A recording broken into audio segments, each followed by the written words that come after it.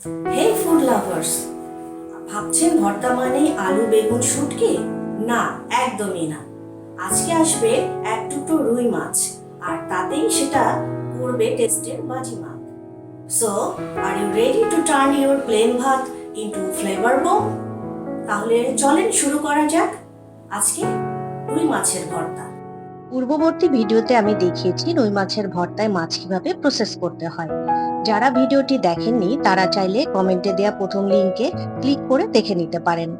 মাছ ঠান্ডা হয়ে গেলে মাছের কাঁটা ভালো করে বেছে নিতে হবে। খুব সাবধানে এবং ধৈর্য সহকারে কাজটি করবেন যাতে একটি কাঁটাও না থাকে। এক্ষেত্রে আমি মাছের স্কিনটা বাদ দিয়েছি। মাছ বাছা হয়ে গেছে।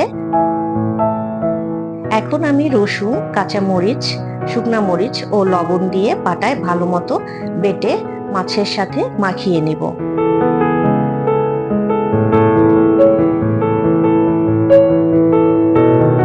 যখন মাখাবেন তখন বেশ ভালোভাবে মাছ ম্যাশ করে নিতে হবে।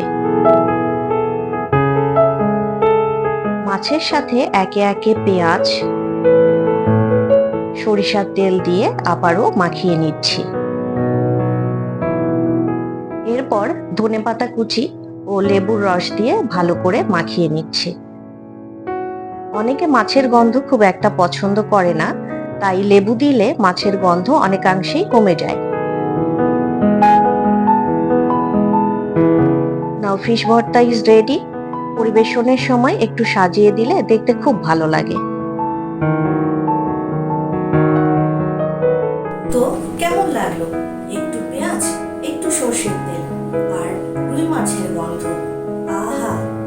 একবার খেলে সারা জীবনও ভুলবেন না।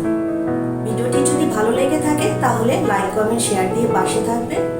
আর এরকম ড্যাশিং রেসিপি পেতে হলে আমার চ্যানেলটিকে সাবস্ক্রাইব করতে একদম ভুলবেন না। ততক্ষণ পর্যন্ত